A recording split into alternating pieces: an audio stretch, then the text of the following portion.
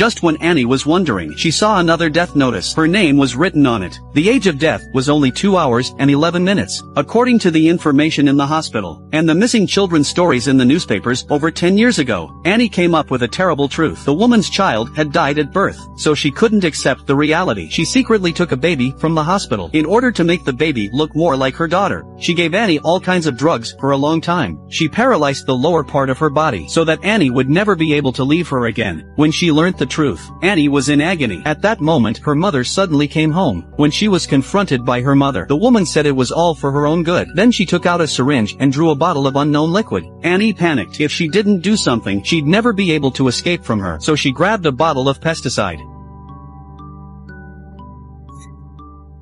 You need me.